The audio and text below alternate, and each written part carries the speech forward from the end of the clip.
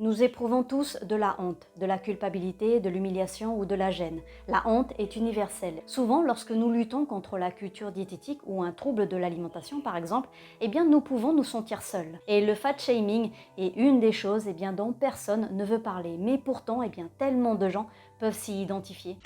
L'écran, monsieur Taborg, hein? Je suis pas gros. Ainsi, sans la capacité de normaliser ce genre de choses, de se concentrer avec d'autres qui partagent justement la même expérience humaine, nous craquons et nous nous déconnectons. La honte est le sentiment ou l'expérience extrêmement douloureuse de croire que nous sommes imparfaits et donc indignes d'amour et d'appartenance. Quelque chose que nous avons vécu, fait ou échoué à faire, nous rend en fait indignes de connexion. La honte est en fait la peur de la déconnexion. C'est la peur que quelque chose que nous avons fait ou échoué à faire, un idéal que nous n'avons pas respecté ou un objectif que nous n'avons pas atteint, nous rend en fait indignes de connexion, selon Brené Brown. Et l'apparence et l'image corporelle sont justement l'une des principales catégories pour lesquelles la honte apparaît généralement. Ce qui n'est pas surprenant. En effet, l'idéal de la minceur irréaliste fait que beaucoup peuvent se sentir imparfaits et indignes en raison de leur forme corporelle naturelle.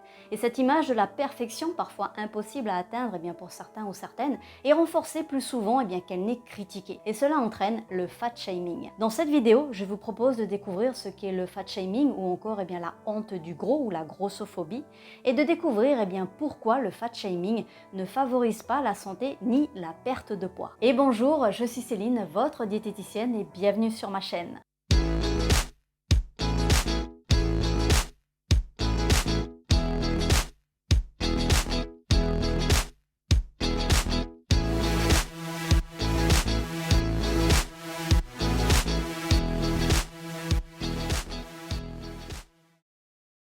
Mais avant de commencer, veuillez lire mes avis de non-responsabilité. N'oubliez pas que mes vidéos sont uniquement à des fins éducatives et de divertissement. Vous ne devez absolument pas remplacer votre traitement médical par ce que vous avez appris. Demandez toujours l'avis de votre médecin. Si bien sûr mes vidéos ne vous aident pas dans votre rétablissement vers votre bonne santé, vous pouvez bien sûr les arrêter, passer à autre chose et faire autre chose.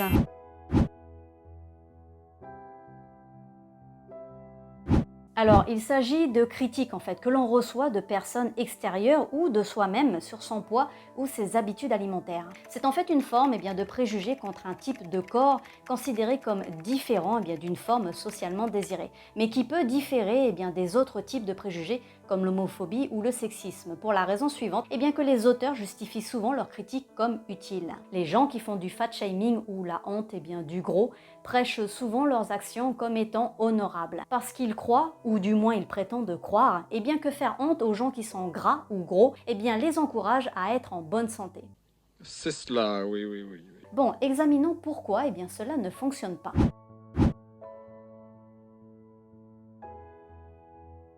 Vous avez entendu dire que la prise de poids est une équation basée sur le manger moins et bouger plus. Mais ce n'est peut-être pas toujours aussi simple. Tout d'abord, notre génétique joue un rôle dans notre type de corps et notre probabilité de gain de poids. En effet, les gènes contribuent à notre poids de plusieurs façons, en affectant l'appétit, la satiété, le métabolisme, les fringales, la distribution de la graisse corporelle et le stress alimentaire. La force de l'influence génétique sur notre poids varie de 25 à 80%. Donc, il peut être plus difficile pour certaines personnes de perdre du poids.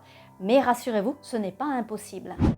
Donc déjà, à partir de ça, en aucune façon vous ne pouvez supposer que l'obésité ou la forme du corps est liée à la paresse ou au style de vie ou à des comportements, je dirais, malsains. De plus, l'environnement d'une personne n'est pas toujours propice à ce qu'elle puisse être en bonne santé. En effet, de nombreuses personnes vivent avec un statut socio-économique peu élevé et parfois dans des régions sans accès facile à des aliments frais, locaux et riches en nutriments. Ceux qui vivent éloignés d'un supermarché ou d'une épicerie possédant justement une grande variété d'aliments doivent généralement compter sur les magasins de dépannage, les fast-foods ou les roulottes du coin où justement les produits transformés trop riches en sucre et en gras sont plus disponibles que les produits frais à faible teneur en calories. Certains quartiers manquent d'ailleurs de trottoirs, d'aires de loisirs sécurisés ou de parcs et de salles de sport abordables, ce qui réduit les niveaux d'activité dans de nombreuses collectivités.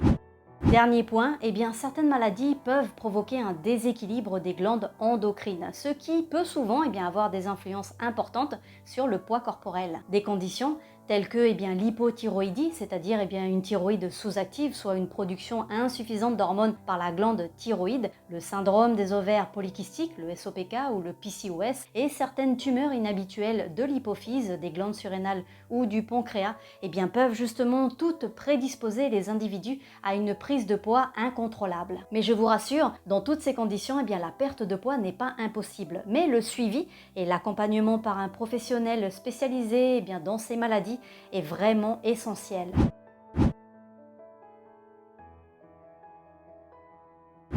Contrairement à la croyance populaire, une personne physiquement obèse ou en surpoids peut être en bonne santé. Quoi? D'ailleurs, le fait qu'une personne ait un IMC sain, donc un indice de masse corporelle, je dirais bien, puisse être dans un état de santé pire que son homologue en surpoids ou obèse est encore plus choquant pour certains d'entre vous. Ouais, c'est pas faux. Par exemple, le syndrome métabolique est une forme de résistance à l'insuline qui peut être liée à l'obésité, mais peut également être liée à la génétique, au vieillissement, à l'origine ethnique, à l'inactivité physique, quel que soit le poids corporel, ainsi qu'au fait de faire de nombreux régimes et donc de tomber dans les régimes yo-yo. En d'autres termes, votre poids ne détermine pas votre état de santé et vous pouvez avoir des problèmes de santé, quel que soit votre poids finalement. Des études ont montré que les taux de mortalité sont significativement plus élevés chez les individus de poids normal mais métaboliquement obèses que chez les individus obèses en bonne santé. Et oui, ça existe. Qu'est-ce que c'est que ça?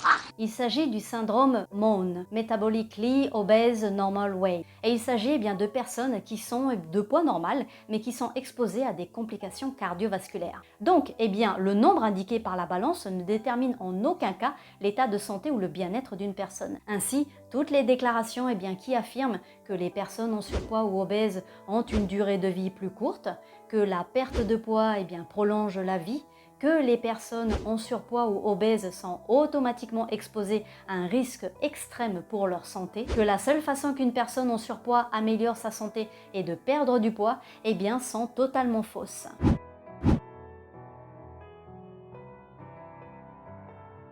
Certains pensent que faire honte aux personnes en surpoids à propos de leurs habitudes alimentaires ou de leur corps peut en effet les motiver à changer leur comportement. Cependant, les psychologues ont fait beaucoup de recherches sur ce sujet. Et les preuves sont claires. La honte de la graisse, le fat shaming, ne motive pas ces personnes. Cela les fait seulement se sentir mal dans leur peau. Donc sans surprise, la honte persistante peut en fait entraîner une culpabilité supplémentaire et une alimentation liée au stress, de l'embarras dans la salle de sport et par conséquent, une prise de poids supplémentaire.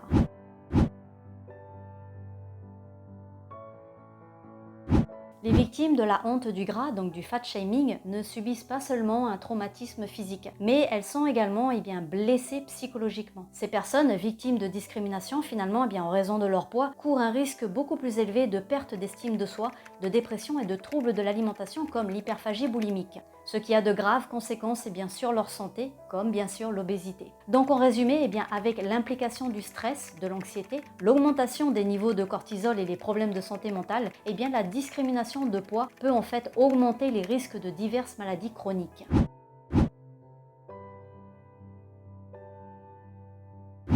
Je crois qu'il est important de parler en fait de ce sujet. Avec la société actuelle, tout le monde ressent le besoin de tout mettre en boîte parce que nous ne pensons pas que ce soit normal ou cela ne correspond pas à des attentes irréalistes que nous ou la société avons fixées pour nous-mêmes à propos finalement de ce que nous sommes censés ressentir et faire. Les pressions de la société en particulier pour manger sainement, avoir l'air parfait affectent tout le monde. Sachez que tout le monde se compare en fait à tout le monde. Les gens les plus forts et les plus minces se comparent également à quelqu'un et ressentent aussi leur propre honte.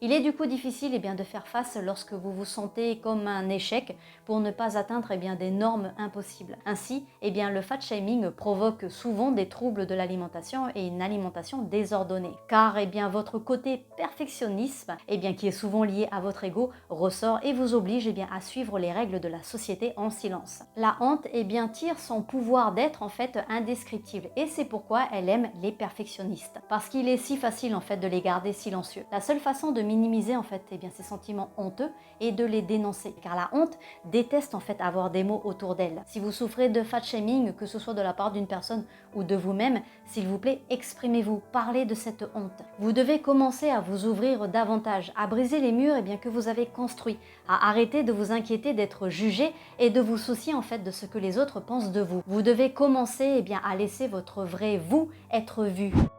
Attention, je tiens tout de même à préciser que dans cette vidéo, je ne glorifie pas l'obésité et je ne souhaite pas favoriser bien sûr l'obésité. Le but de cette vidéo est de vous faire comprendre en fait qu'il y a des personnes qui ont des grands corps ou qui ont une génétique qui ne leur permettent pas d'être, on va dire, minces dans les corps que la société nous a en fait imposé à être. Le problème ici est que la stigmatisation en fait du poids ou le fat shaming, donc la honte du gros, fait beaucoup plus de mal que de bien. La critique et la culpabilité ne motivent pas justement les personnes à faire des choix sains et constituent plutôt de sérieuses menaces pour leur santé physique et mentale. Une approche opposée comme l'acceptation par exemple est nettement plus efficace. Donc plutôt que de faire honte aux grosses personnes en donnant des leçons et en les intimidant à propos de la perte de poids et de leur façon de manger, commençons plutôt à mettre l'accent sur une approche plus efficace afin de permettre à tout le monde d'être en bonne santé à toute taille. Et plutôt que de les critiquer et de les enfoncer, nous pourrions peut-être leur montrer en fait une certaine façon finalement d'avoir des habitudes saines, comme par exemple ajouter des légumes à tous leurs repas plutôt que de supprimer en fait des aliments qu'ils aiment. Nous pouvons tous avoir un rôle actif à jouer dans la promotion de la santé, bien sûr optimale parmi nos proches. La prévention de la discrimination est justement une grande partie de ce rôle. Du coup, nous pouvons nous aider à nous guérir en normalisant en fait toutes ces formes de corps, car nous avons tous tellement plus en commun finalement que nous le pensons. Nous partageons tous l'expérience humaine finalement, et cette expérience est une course folle. Alors ne faites pas le trajet tout seul. Bon voilà, j'en ai terminé avec ce sujet. J'espère que ma vidéo vous a plu et qu'elle vous aidera à guérir votre relation avec votre corps et avec la nourriture. Si vous avez des commentaires ou des questions, n'hésitez pas à me les laisser. Je serai ravie de pouvoir les lire et de pouvoir y répondre. Et pour les petits nouveaux, n'oubliez pas de vous abonner à ma chaîne et je vous dis à très bientôt.